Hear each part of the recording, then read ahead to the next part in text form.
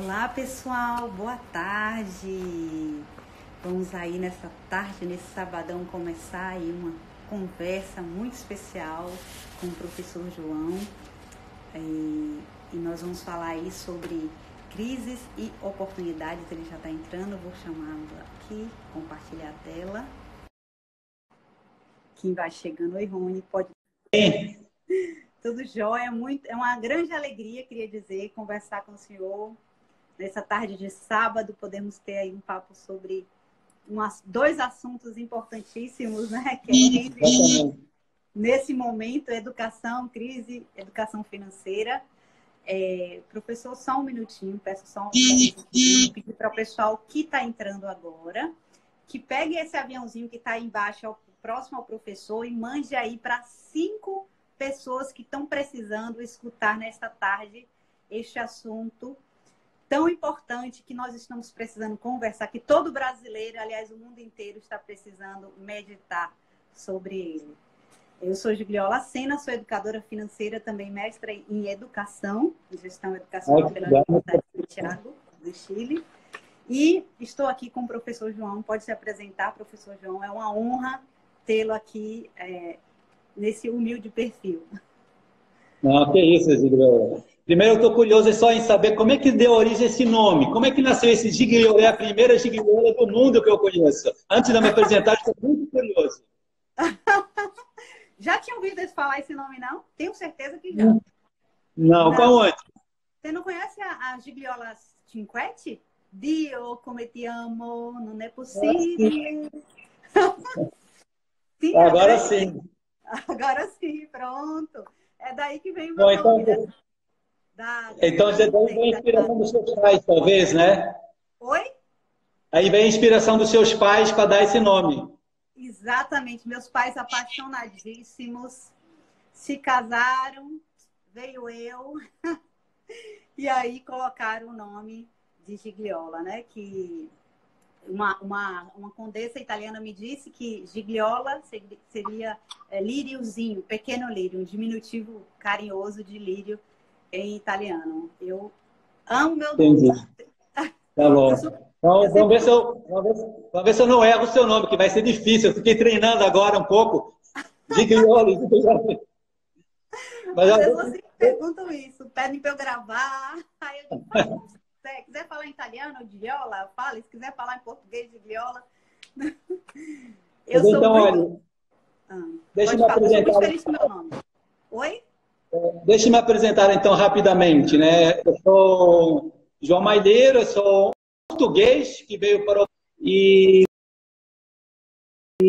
depois de um certo tempo, morei aqui no Rio de Janeiro, fiz o colégio, depois fui morar em São Paulo muitos anos, fiz a faculdade lá, fiz a USP, administração de empresas, trabalhei com hotel fazenda, vários anos por lá, mas em paralelo, sempre na área de educação, eu dava cursos, eu dava palestras, e via que eu tinha um talento ali oculto que eu precisava desenvolver mais, até que um dia, aqueles repentes corajosos, eu larguei o meu emprego de hotel, voltei para o Rio de Janeiro e fiz o mestrado e o doutorado em educação na FRJ para abrir colégios, para abrir muitos colégios.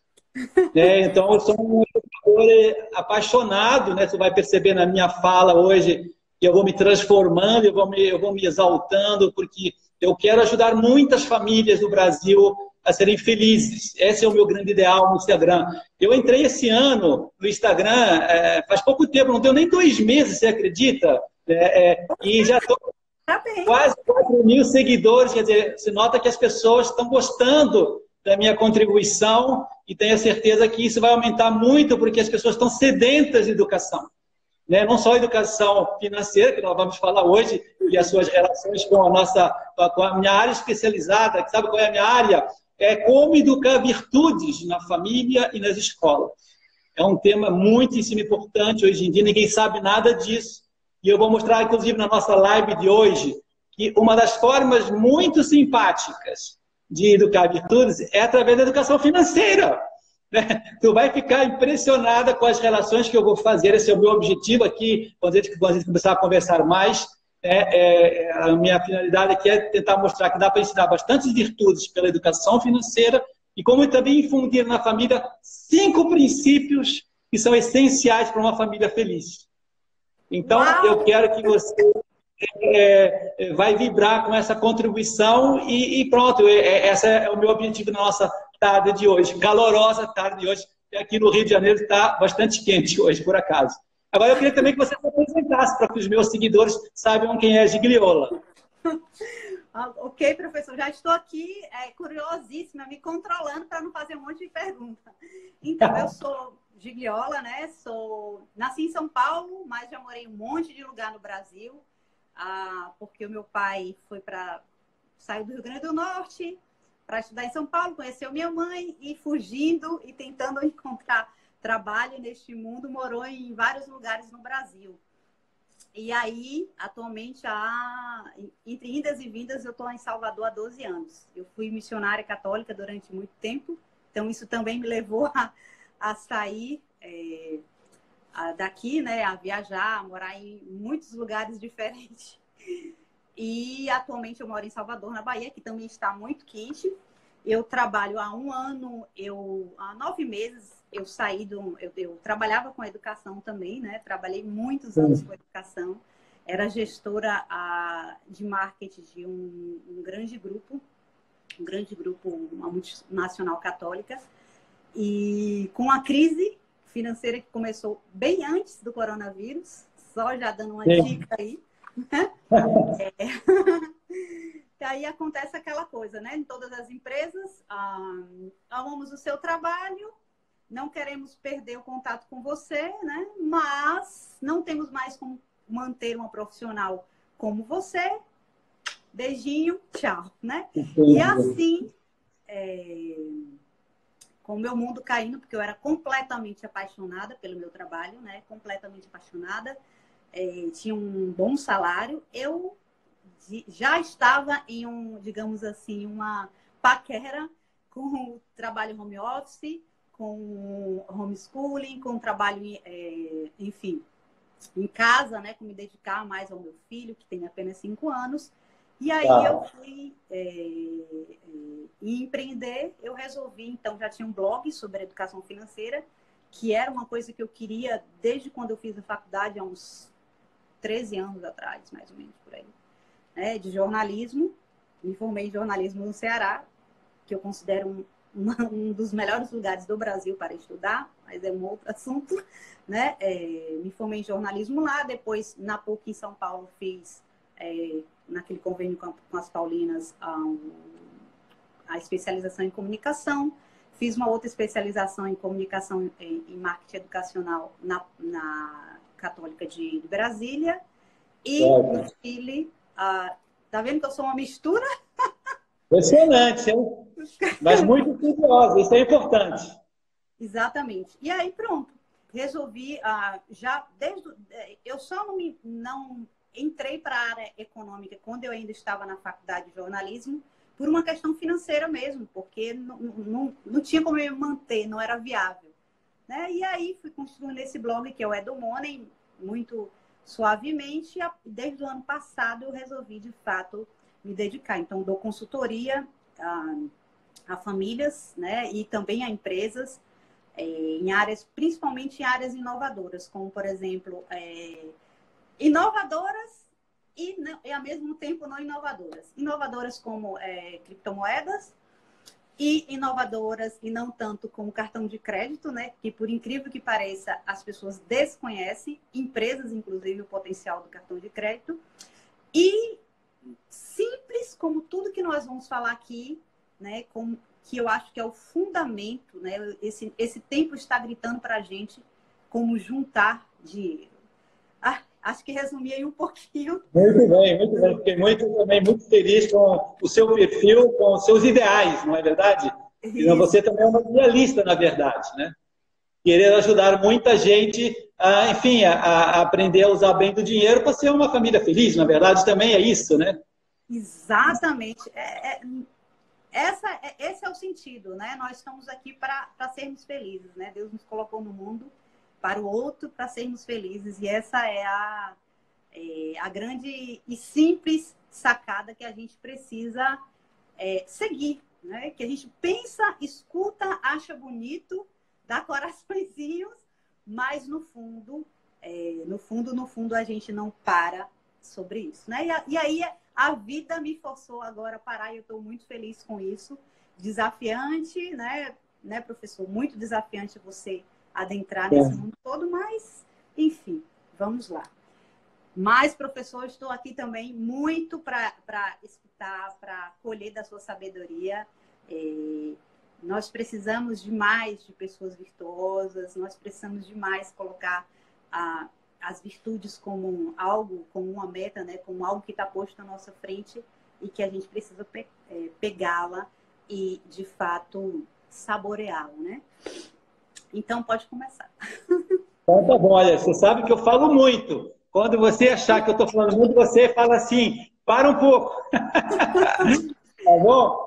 Mas então, ó, eu queria que você soubesse que fiquei muito feliz quando a Base Nacional Comum Curricular, o tal famoso BNCC, né, aprovou como carreira, disciplina obrigatória, né, a educação financeira. Não sei se você sabe, agora as escolas são obrigadas a incluir nos seus currículos, né, essa educação financeira, desde a educação infantil, passando pelo Fundamental 1 e 2, já tem que começar a entrar pequenas aulas, vai aumentando com...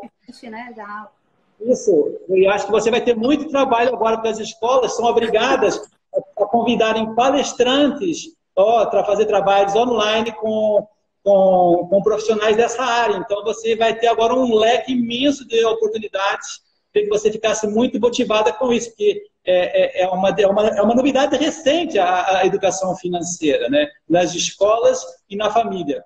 E por que eu digo que isso vai ser uma fonte de virtudes imensa? Porque, veja, né?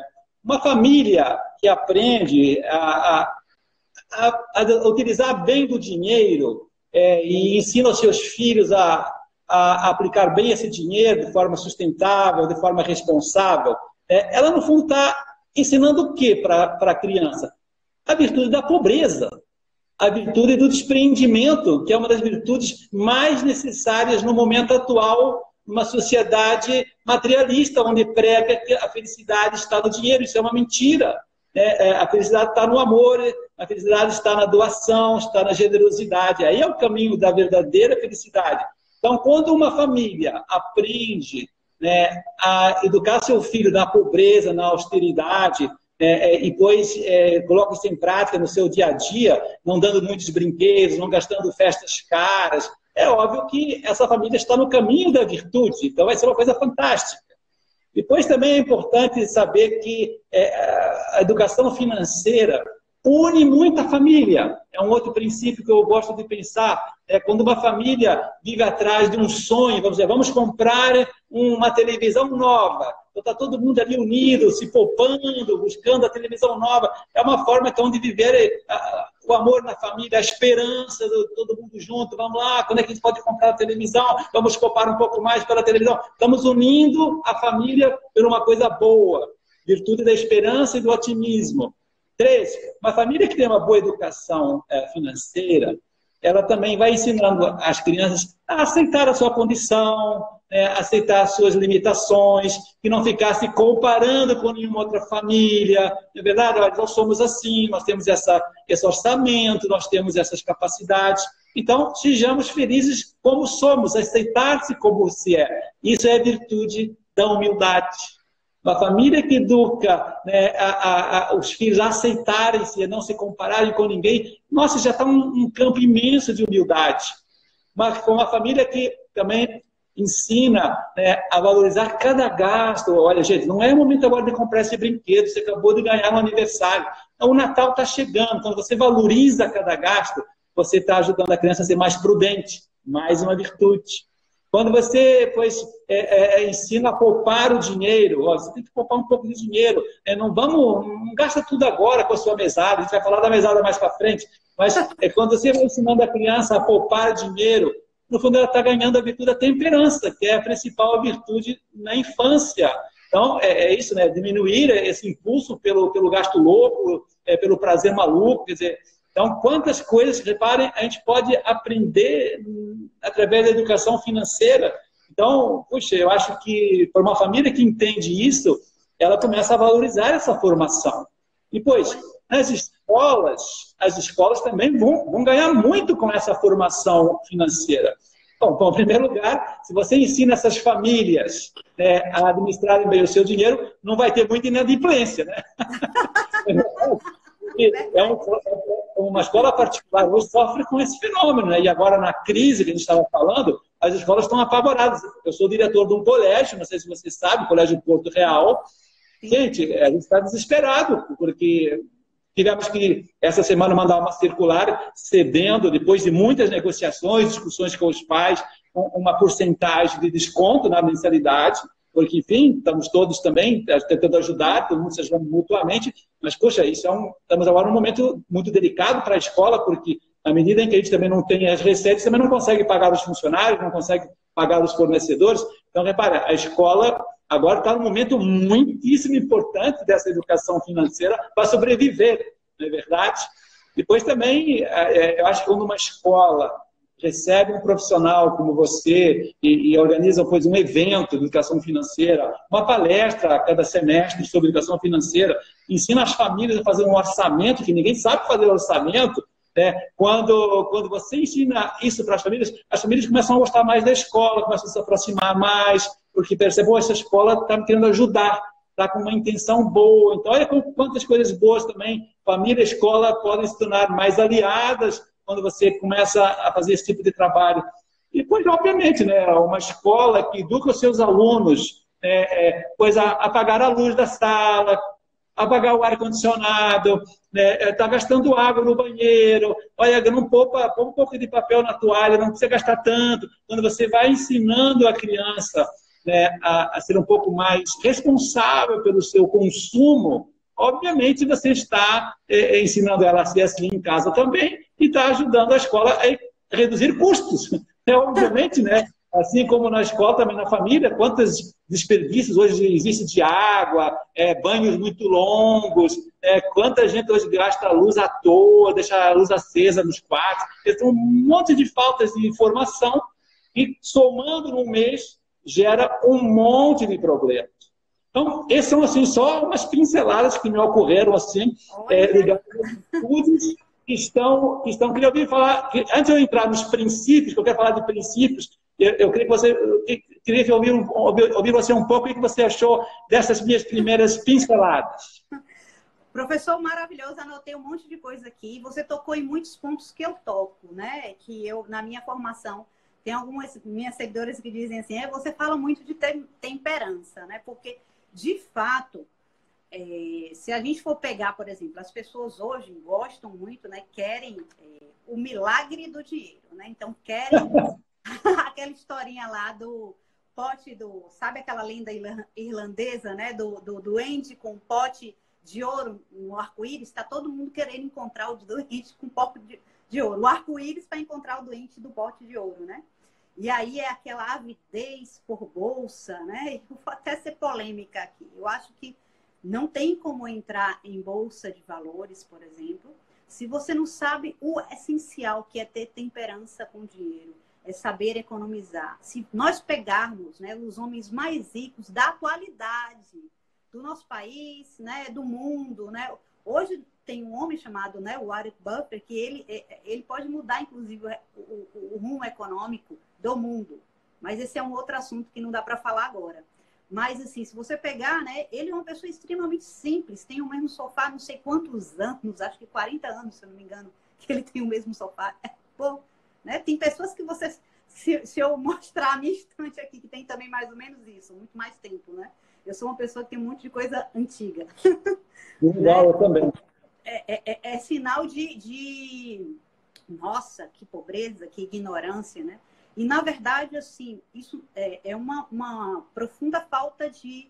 uma necessidade de temperança, né? De nós, de fato, sabermos o valor das coisas. O que as virtudes nos dão? Né? Elas nos fazem enxergar o valor devido a cada coisa. Nós amamos as pessoas, né? Nós cuidamos de pessoas e nós colocamos as coisas no seu devido lugar.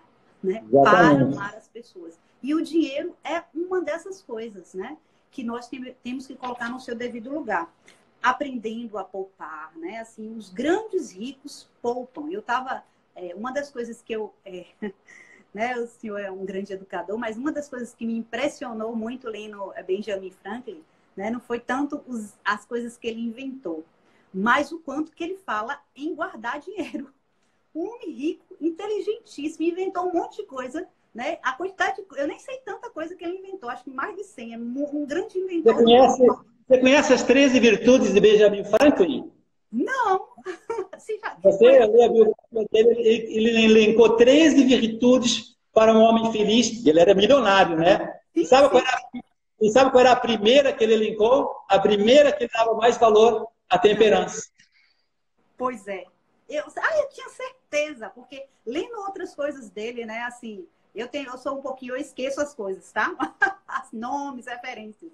Tenho essa dificuldade. Mas, enfim, uma das coisas que quanto mais eu procuro sobre Benjamin Franklin, mais eu leio sobre ele, eu fico impressionada como o homem fala de economizar, né? Tem uma frase dele que é assim, economizar. Se você quer ficar rico, você se ocupe tanto em economizar quanto em ganhar. Gente, um homem, um inventor, milionário, diplomata, inteligentíssimo, né? E se você for procurar os grandes ricos, mas não dá para falar isso porque as pessoas têm preconceito com rico, né? Enfim, tá bom. Vamos falar de São Francisco de Assis, que foi rico também, tá, gente? Ele optou pela pobreza. Optou. Foi rico, muito mais rico que o Benjamin Franklin, mas de outra forma.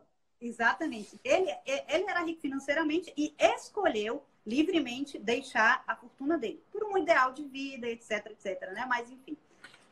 Pois é. E, enfim, né? Todos falam sobre isso, né? Sobre temperança, sobre guardar. Se a gente pegar essa palavra, né? Crise desse momento, a oportunidade... eu fui duramente criticada, professor, por algumas pessoas, e em geral são pessoas que não leem tudo que eu, ou seguem tudo aquilo que eu escrevo sobre dinheiro, né? Ou falo e etc. O meu vídeo. Mas algumas pessoas que pontualmente veem alguma coisa, porque eu fiz um vídeo, digo que no início realmente as minhas palavras talvez não tenham sido as mais dóceis e políticas, falando sobre 10 formas de vantagens econômicas nesse momento, né? Ora, se eu não estou saindo de casa, não estou gastando com transporte, é uma vantagem econômica para mim pegar esse dinheiro que eu iria gastar com transporte, seja com metrô, seja com carro, seja com, sei lá o quê, com pneu de bicicleta, de patinete ou qualquer... E guardar esse dinheiro, gente, né? É uma atitude profundamente dotada de temperança, guardar, né?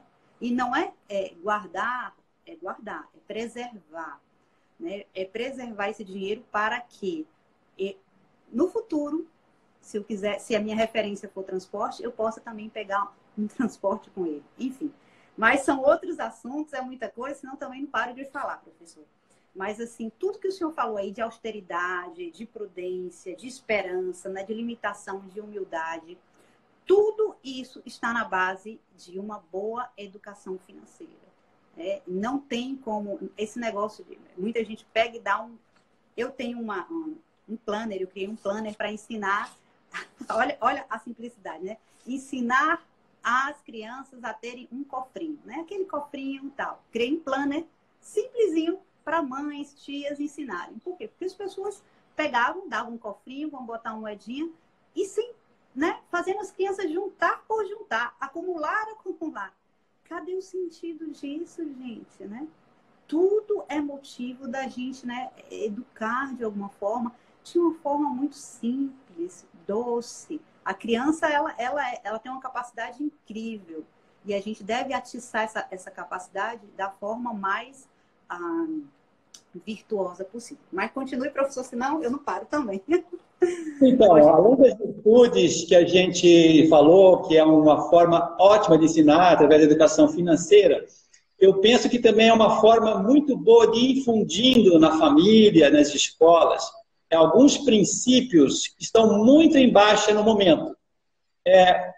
O primeiro, sabe qual é? É que hoje as pessoas têm como ideal de vida o quê? Ganhar muito dinheiro para ter muito. Essa é a motivação principal das pessoas hoje, principalmente aqui onde eu trabalho, lá no Rio de Janeiro, na Barra da Tijuca, é um bairro mais nobre, a gente vê muitas famílias bem com boa condição. Então, você conversa com elas e elas pensam que essa, vamos dizer assim, é o grande ideal de vida, ter mais, acumular mais. E eu gosto de dizer assim, olha, infelizmente, isso não é o caminho que vai te levar à felicidade. Né?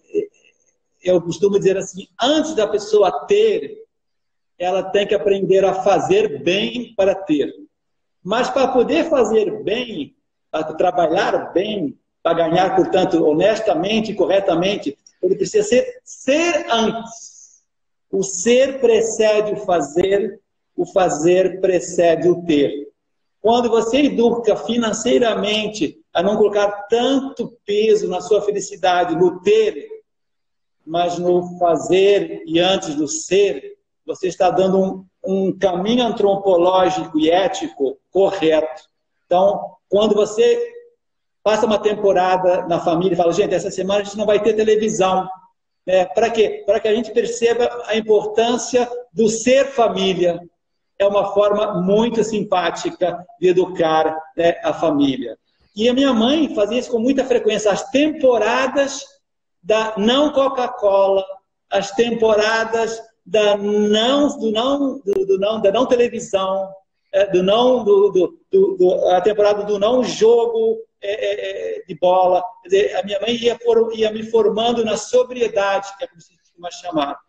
Sermos um pouquinho sóbrios, isso nos vai ajudando a não ter tanta dependência dos bens materiais para ser feliz.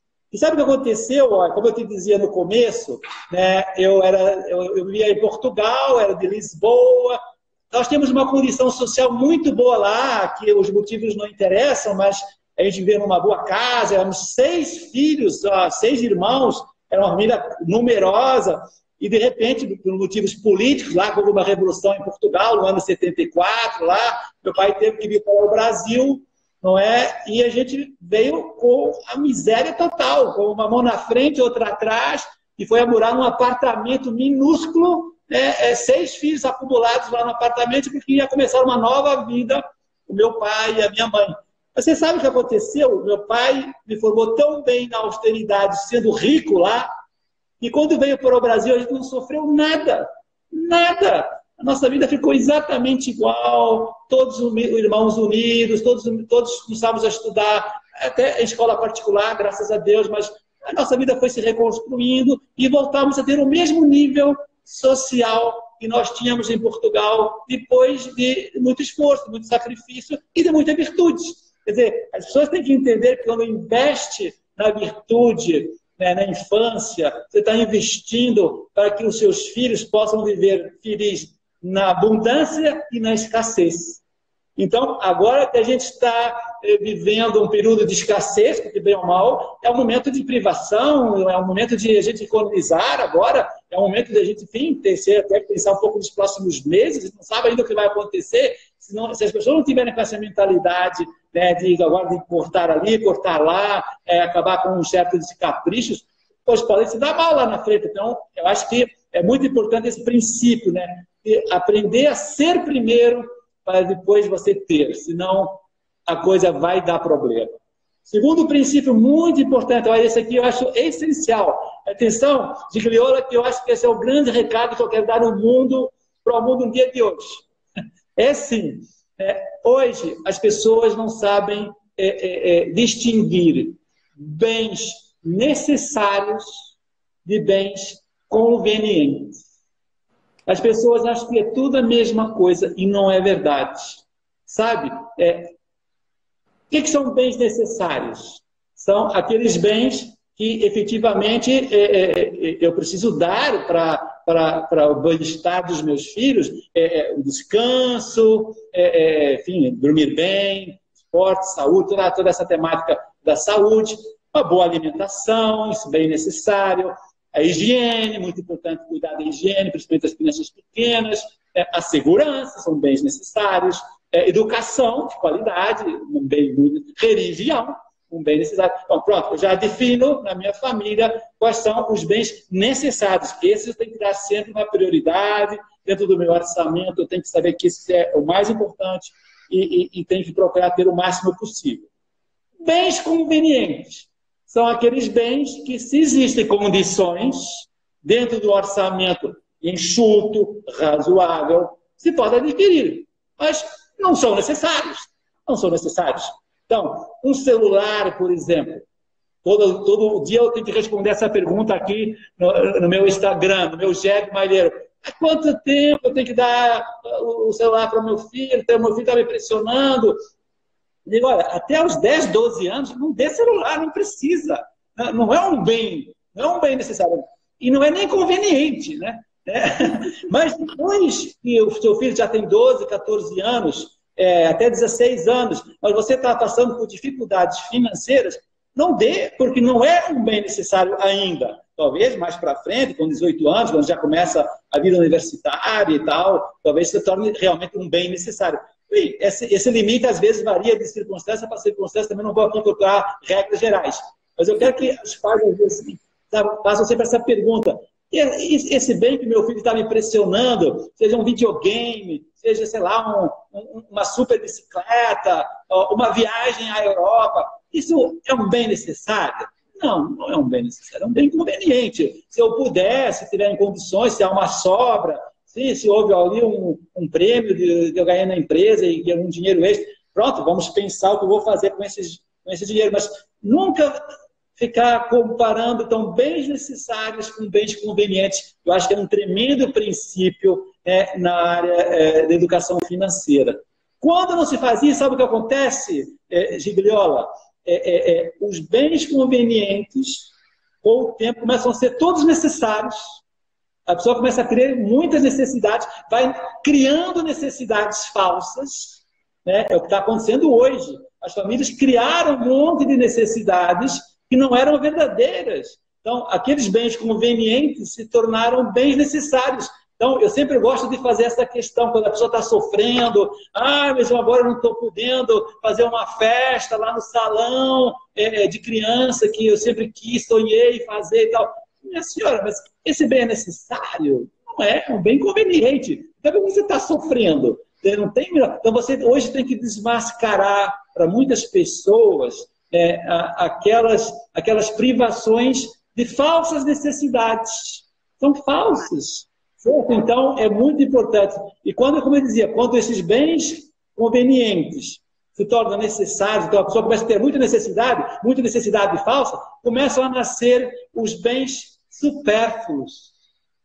O acúmulo de bens supérfluos, muitos brinquedos, muita roupa, muita viagem cara, tudo isso é supérfluo, não precisa, mas a pessoa não percebe que dos convenientes passam por necessários começam a criar bens supérfluos, começa a sobrar um monte de gasto. E aí, cadê o dinheiro para fazer depois investimentos em coisas muito mais importantes, como educação, como conforto, enfim. Obviamente, as pessoas depois não têm dinheiro e sofrem, né? E quando a pessoa se habitua a ficar com esses bens supérfluos no seu dia a dia e já nem percebe, já perdeu a sensibilidade, acredite, começa a sentir necessidade de bens nocivos. Aí entra bebida, droga, pornografia, é uma tristeza no mundo de hoje. Todas essas ansiedades de prazeres mais fortes, na verdade, a pessoa foi criando por falsas necessidades, que nada mais lhe satisfaz, então começa a buscar bens supérfluos, bens nocivos. Então, é uma ladeira abaixo. Olha a importância da educação financeira para a pessoa não descer ladeira abaixo. Quantas pessoas que têm condições hoje, lá na Barra da Tijuca, lá no meu colégio, eu vejo isso. As pessoas têm tantas condições, foram se educando em tantos bens supérfluos e facilmente passam a linha vermelha e começam a entrar nos bens nocivos que a gente, infelizmente, conhece no dia de hoje, o mundo da droga, o mundo da pornografia e de todos esses mundos da bebida e às vezes do jogo e de muitas outras coisas erradas que estão por aí, infelizmente. Então, olha como é importante, né, a formação financeira para a família não se deixar ir levando de forma inconsciente sobre isso. O que você achou disso? Olha, você falando aí, eu lembrando de um monte de coisas aqui que estão nos princípios também, tanto dos meus planners como do que eu falo, do que eu estudo, sabe? Mas eu vou... Me lembrei de muitas coisas, mas duas coisas aqui que eu até já tinha notado anteriormente. Uma é a questão da gente saber o limite, né? A escassez. O mundo esqueceu que nós temos limite. Tudo há um limite, né? Tempo, limite de espaço. O que a gente pensar há limite, né? Até os governos precisam lembrar que dinheiro tem limite, mas também é um outro assunto sobre este, né, da moeda específica, o limite. Mas, enfim, a gente tem que ter na nossa vida, e isso toca muito a educação financeira, que o mundo é escasso, que todos os recursos é escasso. Eu sempre dou um exemplo bem assim, digamos, espantoso, né? Que é o exemplo de Michael Jackson. Né? Milionário, mas morreu cheio de dívidas.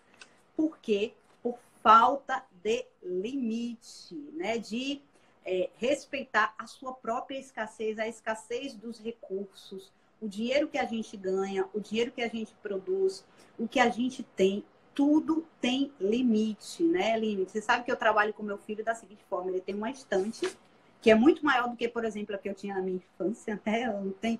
Meu filho não tem... Eu não tinha um terço dos brinquedos que ele tem. Nossa, muito menos. Né? Outro dia eu fui falar para o meu marido que eu tinha boneca de sabor de milho e ele não conseguia entender direito o que era isso. Na infância, né? Mas, enfim, nós temos que ter limites. Limites no ter, né?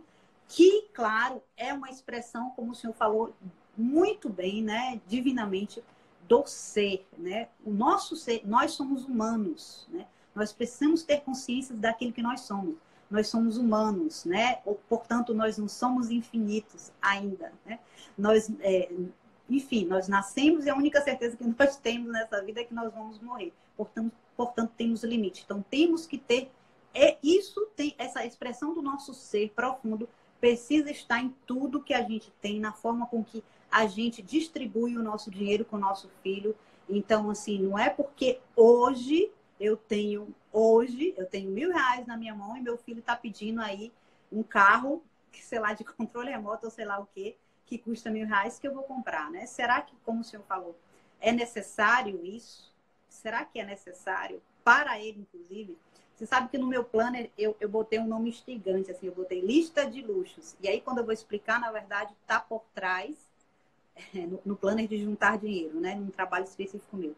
Está por trás essa questão da necessidade. E aí eu explico no texto o seguinte, que uma coisa que pode ser necessidade para mim nesse ano, pode não ser necessidade para você, pode não ser necessidade para o meu filho. Pode no ano que vem não ser necessidade para mim.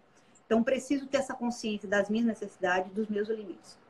A segunda coisa, eu estou falando de uma forma bem simplória, viu? Tem muito mais coisa. Tá bom. É a questão da produção, né? O mundo precisa reaprender a trabalhar. Sim, gente, falei. Precisamos reaprender a produzir, né? Produzir. Há um tempo, né? Existe um tempo para cada coisa. Precisamos semear, isso leva um tempo. Depois vamos, né, trabalhar, aquele tempo de semear. Depois vamos colher, vamos separar o joio do trigo e vamos colher. Isso é produção, isso é o segredo do trabalho. Semear de uma forma muito simplória, né? Nós precisamos reaprender o significado de trabalhar e em todas as fases da vida, né? Em todas as fases da vida. Não estou dizendo que com isso, né? Porque eu comecei a trabalhar aos 7 anos, todas as crianças têm que trabalhar aos 7 anos.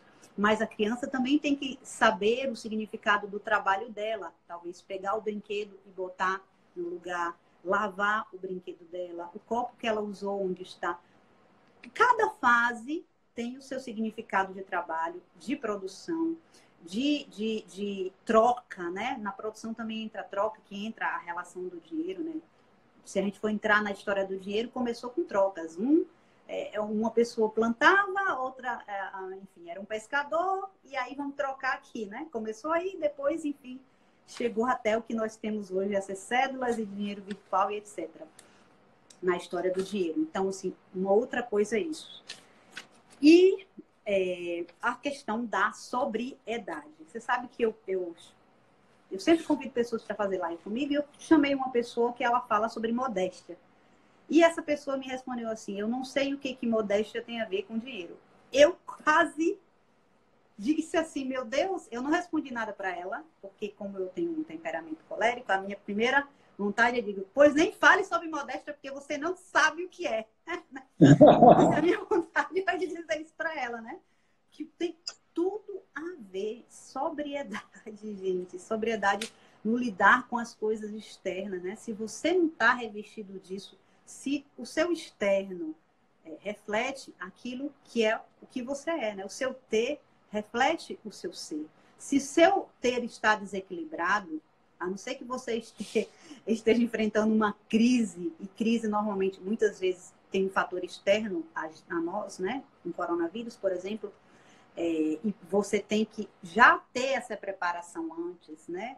De sobriedade para enfrentar esse momento duro, na via de regra, o seu externo vai expressar aquilo que você é. A sua sobriedade no ter, no comer, no vestir, no se pôr. Ou seja, o nosso corpo, o nosso ser. Tem uma francesa de uma comunidade que ela diz o seguinte, você pode mentir, mas o seu corpo nunca mente, né? Então, assim, o que a gente tem é uma expressão do nosso ser, né? Do nosso ser. E isso vale para o nosso dinheiro. Isso não tem absolutamente nada a ver com acumular por acumular, né? Se um tem mais, o outro tem menos. Não é essa mitigação, né? De que eu tenho menos porque você tem mais. Gente, vamos sair disso, né? Vamos parar de ter referenciais desconexos com a nossa própria realidade, né? Então, o que eu tenho, mesmo um livro aqui que está na minha estante, que tem bem 50 anos, ele reflete aquilo que eu sou, né? Reflete aquilo que eu sou. E isso, sim, vale para o dinheiro. E nós precisamos, em todas as fases da vida que nós temos, em todas as fases, pensar seriamente nisso, para a gente parar essa coisa de que, resumir dinheiro de pobres e ricos. Eu sou pobre porque o rico é culpado, né? Ou o rico, enfim. Mas vai, professor, senão eu não paro de falar. Acho que uma questão que a gente tem que levantar dentro da educação financeira, e muitos pais me perguntam, é sobre a mesada, devemos dar mesada, não devemos dar mesada, a partir de que idade é conveniente uma criança começar a manipular dinheiro, não é verdade? Então, enfim, eu vou expor a minha opinião, não é uma lei universal, não é um dogma, mas a minha experiência como educador, depois de passar pelas minhas mãos, muitos e muitos jovens, e ver a conveniência e a inconveniência de ter muito dinheiro na mão, a minha teoria é a seguinte, eu acho que até ao Fundamental 1, portanto, final do Fundamental 1 até os 10 anos de idade, a criança não tem que ficar preocupada com dinheiro. Certo? Tem que ficar brincando, tem que curtir essa vida de criança, tem que começar a se aplicar nos estudos, tem que começar a gostar de história, de ciências, de português, brincar com os seus jogos próprios de criança, mas manipular dinheiro, sinceramente, só se for isso que você dizia há pouco, né? De ter um cofrinho, de pegar umas moedinhas lá que a mãe deu para ela no supermercado, que sobraram. Enfim, eu acho que já não é, portanto, trabalhar uma semanada, uma mesada, não. É uma coisa assim, para ir ganhando um gosto por poupar dinheiro. Isso é um valor. Agora, quando chega no Fundamental 2, portanto, 11 anos, eu sou da opinião que o pai tem que dar, sim, começar a dar, sim, uma semanada. Não tanto uma mesada, mas uma semanada, quer dizer, por semana. Assim, meu pai me educou, né? Eu me lembro perfeitamente, chegava sábado, e meu pai me dava, né, a semanada, que era um pouco dinheiro, não é? Eu aprendi que o valor de uma semanada deve ser calculado desse jeito. É uma regra que eu sempre achei muito inteligente, porque é um critério. Entre R$ 2 a R$ 3 vezes o número de anos que a pessoa tem por semana. Se uma criança tem 10 anos, eu vou dar para ela R$ 30 por semana. Se a pessoa tem 15 anos, eu vou dar para ela R$ 45 por semana. Quando for a mesada, multiplico por 4, e aí é o tamanho da mesada. Esse é um valor que, pela própria experiência das necessidades da criança nessas idades, a gente vai percebendo que é mais que suficiente para, enfim, conseguir poupar, conseguir fazer o seu gasto de ir num cinema, de tomar um sorvete, enfim, quando vai ao shopping, mas não ser nem muito nem pouco, obviamente, se a família tem condições de dar essa quantidade. Se a família é uma família mais humilde, então aí tem que ir diminuindo esse cálculo, em vez de 3, pode pôr R$ 1, não sei, aí cada um tem que ver conforme as capacidades de cada um.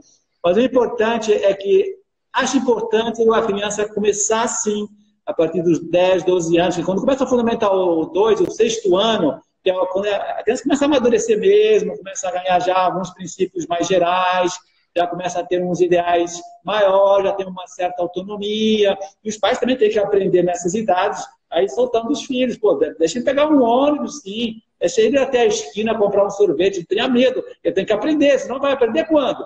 Né? Então, é óbvio que a mesada, a semanada, é um tema importante para você educar na sua família. Como é que você vê isso? Professor, deixa eu te fazer uma pergunta antes de eu falar a minha parte sobre isso. E você começou a ganhar com quantos anos a sua semanada e o que é que você fazia? Como é que você se sentia? Acho importante essa experiência também para a gente. Então, eu comecei a ganhar a semanada com 11 anos, como eu disse agora, né? E eu gastava o quê? Todo dia na minha rua passava o sorveteiro. Então, a gente sonhava que às 5 da tarde o sorveteiro está chegando, era um carrinho desses da Kibon, lá em Portugal, chamava outro nome, nem lembro como chamava mais. Era Olá, lembrei agora, sorvetes Olá. Olá. Eu gostava o humor do sorvete, então um dos gastos que eu fazia era gastar o sorvete das 5 horas, todo dia eu tomava um sorvete. Depois eu comprava livros, eu sempre gostei de ler. Então, a minha semanada era juntar pelo menos durante um mês um tanto da minha semanada para eu comprar um livro lá na feira de livros que havia lá no Rossio, lá em Lisboa. Havia lá uma loja que tinha livros baratos, sabe, tipo sebo. Então eu ia comprar livros. Pronto, essa era a forma que eu me lembro de gastar esse dinheiro, com o meu dinheiro, os meus livros, os meus sorvetes e os meus cinemas também. Na época, eu ia muito ao cinema. Né? Nessa idade dos 12 anos, a minha mãe já me liberava com os meus amigos para ir ao cinema. Não tinha shopping, mas já me deixava ir. Era isso. Professor, o Paulo aqui está perguntando sobre meritocracia. O que você acha? Eu vou falar também. A Sara está dizendo que é uma ótima ideia essa história aí do cálculo que o senhor falou. Eu estou com medo que vai acabar a bateria. Tá. Você quer que eu vá falando, então, antes do senhor falar? Só um minuto. Tá, deixa ele falar. Ixi, Maria, a gente já está bem avançado. Daqui a pouco o Instagram derruba a gente, viu? Pois é, então eu já liguei no... Se alguém quiser perguntar mais... Vocês estão escutando bem a gente, pessoal? Professor, tá me escutando? Estão me escutando? Estou escutando. Estou te ouvindo e escutando. Eu estou ouvindo. Tá me escutando? Estou te ouvindo. Você está me ouvindo? Também. Tá. Pronto, ótimo. Então... Eu liguei no computador, o celular me perguntou se eu permitia essas coisas. Pronto. Professor, o Paulo perguntou o que é que o senhor acha de meritocracia. Eu vou falar sobre mesada e tudo e falo também um pouquinho sobre isso. Tá, eu sou contra dizer assim, a meritocracia financeira. Quer dizer, atrelar dinheiro, mesada, semanada, pois aí vem na escola, pois atrelar dinheiro, a fazer favores para a família. Pelo mérito, eu nunca devo dar dinheiro. O mérito tem que vir pela virtude, pela bondade, pela generosidade. Nunca atrelar dinheiro, né, à meritocracia, porque isso é altamente perigoso e escravizante. Pronto. Então, agora eu vou falar. Sobre a mesada primeiro. Em relação à mesada, tem a doutora Silvia Lemos, que é uma neuropediatra aqui do Nordeste, né? E ela segue uma linha da doutora Raquel, eu esqueci o sobrenome, que é uma argentina, que é também dessa área educacional e neuropediatra. E elas dizem o seguinte, eu vou dizer o que elas dizem e o que é que eu faço, sabe? Elas dizem que aos 5 anos se devem começar ou com mesada ou com a semanada, né? Para que a criança já, no início aí, começa, como nós temos uma facilidade maior com números, segundo elas, já comece, e como se fala muito de dinheiro, elas já comecem a ter um bom uso com isso. Tá? Resumindo, é isso aí que elas duas dizem. Eu sou da seguinte forma. Eu ainda não tenho uma coisa, não sou, né, totalmente consolidado em mim, né? Eu tenho um filho de 5 anos, sobre exatamente o tempo ideal para se começar uma mesada. Eu acho que cada família vai perceber o momento do seu filho, né? E o seu momento para isso também. De qualquer forma, nós temos um hábito muito, já começa muitas vezes com 2 anos. Eu me lembro de festinhas do meu filhinho com 2 anos e tenho aqui, aliás, até de 1 ano, que a lembrancinha foi um cofrinho, né? Um porquinho, um cofrinho. Meu filho tem muitos aqui. Então, assim, eu tenho uma metodologia para o cofrinho, para começar muito cedo, em que eu desenvolvi um planner para junto, apenas uma vez por semana, para que, basicamente, ou o adulto, seja tio, o educador, ou mãe, ou pai, dê um sentido àquele acumular dinheiro, né? Porque, então, se a criança vai acumular aquele dinheiro para comprar um sorvete, se ela vai acumular aquele dinheiro para comprar um presente para dar para um amigo, por que não? Enfim, dá um porquê, que eu chamo de porquê na minha metodologia. Então, assim, dá um sentido para que a gente não desenvolva o hábito de juntar por juntar, né? Isso, na verdade, eu acredito que esse fato de juntar por juntar matou a educação financeira na gente, né? Porque se você não sabe por quê, diz lá Vitor Franco, né? Quem tem um como, quase sempre, né? Né? Quem tem um porquê, quase sempre tem um como, né? Exatamente. Então, assim, tem que ter um porquê para que a gente tenha o como, né? No caso, o cofrinho. Então, é basicamente isso. A mesada, aí ele falou da meritocracia. Pronto. Uma das coisas que eu acho, assim, eu também sou contra a gente associar o dinheiro. Se eu estou formando uma virtude no meu filho, uma pessoa, seja lá o que for, e eu associar isso a dinheiro, de fato, diminuir o valor daquela virtude do principal. Mas há outras tarefas, né, que sim a gente pode precificar, não, mas recompensar financeiramente, não que não seja incentivo simplesmente por meritocracia, mas por um incentivo ao trabalho, por uma... Enfim, a gente dá dinheiro à criança, né?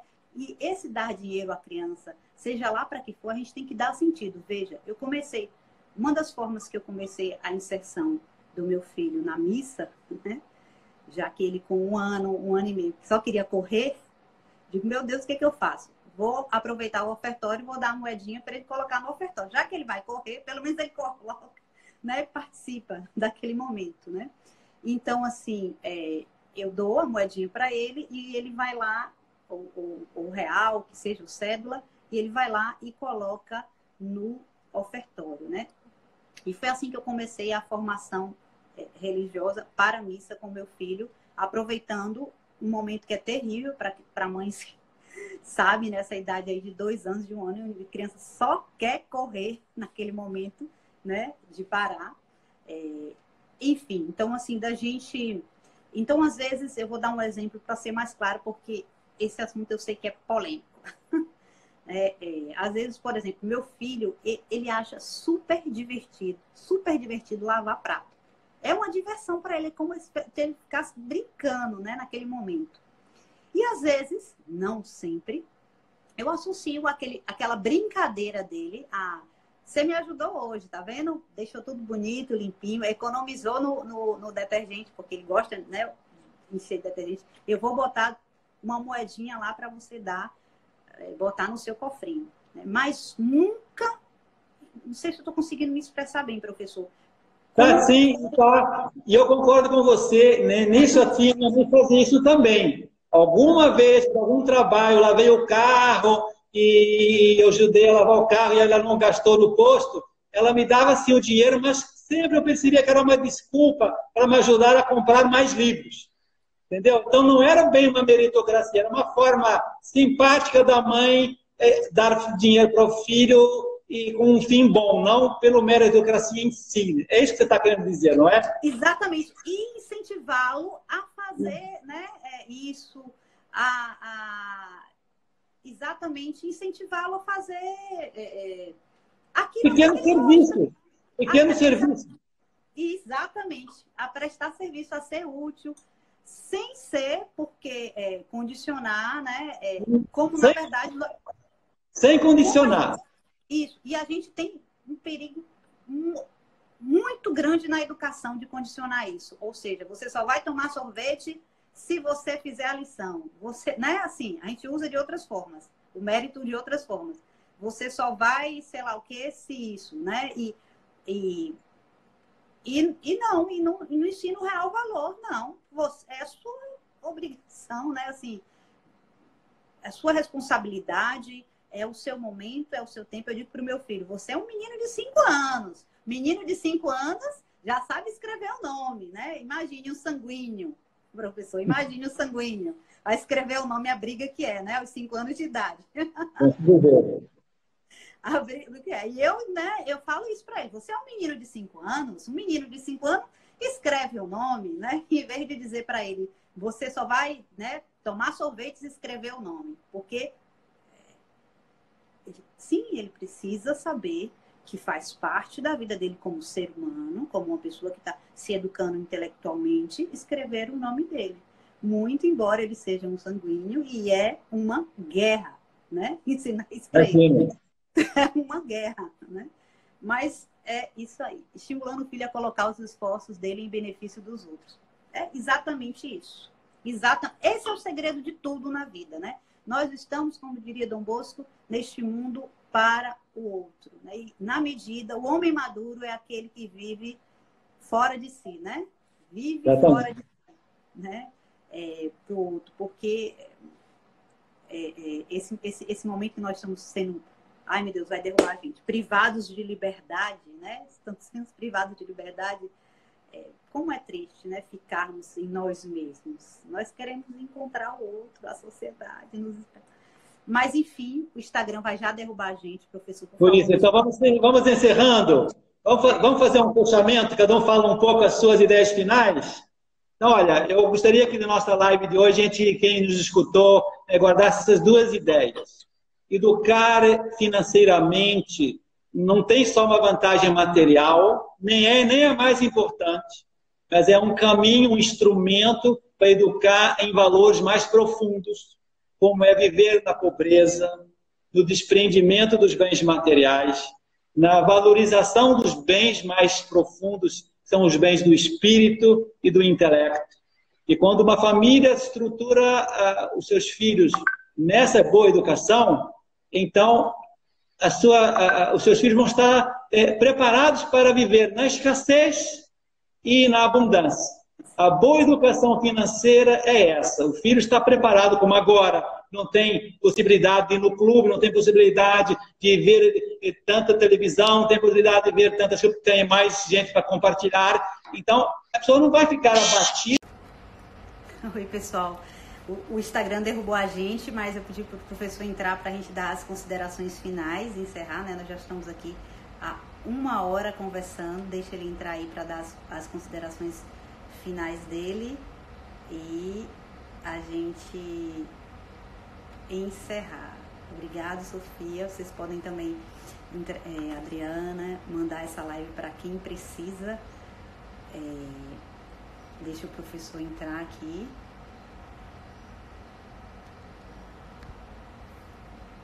Para a gente dar as considerações finais aí sobre educar, né, oportunidades em tempos de crise. Conversa belíssima sobre educação financeira, para a gente poder concluir. Deixa eu ver aqui se ele entra. Deixa eu ver aqui. Ana Gabriela, esse tema importantíssimo sobre educar em tempos, as oportunidades em tempos de crise. Oi, Isa, hoje todo mundo. Deixa o professor João entrar novamente. A gente vai finalizar.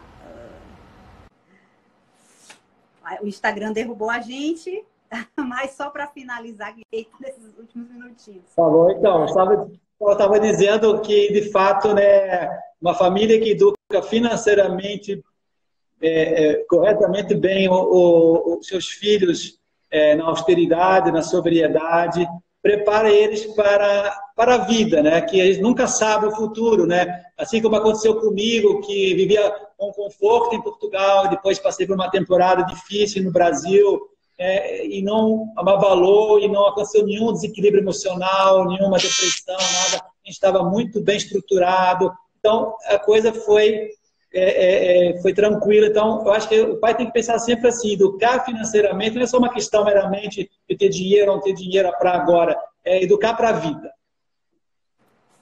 Muito obrigado, professor. Foi maravilhosa a conversa. Olha, acho que eu ficaria aqui explorando o senhor até o Instagram derrubar 1000 vezes, né? Assim, muito obrigada mesmo, né? Parabéns pela sua missão aí de levar as famílias a encontrarem a felicidade por meio da educação.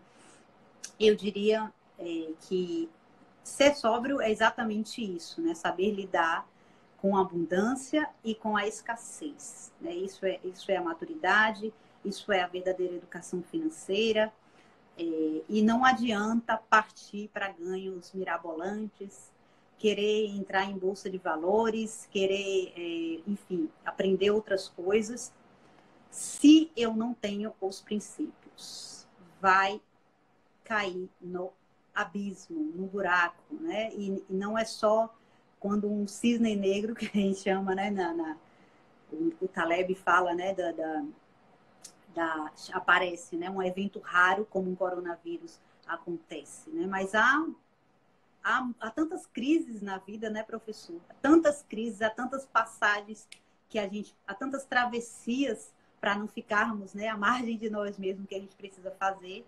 E é fundamental que a gente saiba, de fato, ter essa relação com as coisas, né? Essa relação que, na verdade, é fruto do nosso ser, que é saber lidar com a abundância e com a escassez, né? Eu estou feliz na abundância e eu estou feliz na escassez. Eu partilho na abundância e eu partilho na escassez. Eu partilho, né? Porque eu nasci para isso. Basicamente é isso.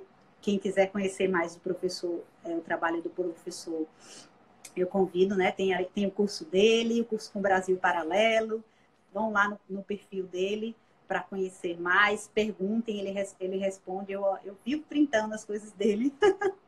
Né? E também quem quiser mais... Adoro responder as questões que me fazem, e eu noto, de fato, há uma ansiedade por verdade, há uma ansiedade por luz, há uma ansiedade por, enfim, acertar, né? Pessoas estão fartas desse relativismo moral, que foi deixando as famílias inseguras, com medo e sem autoridade. Então, eu quero recuperar essa autoridade dos pais com uma boa educação.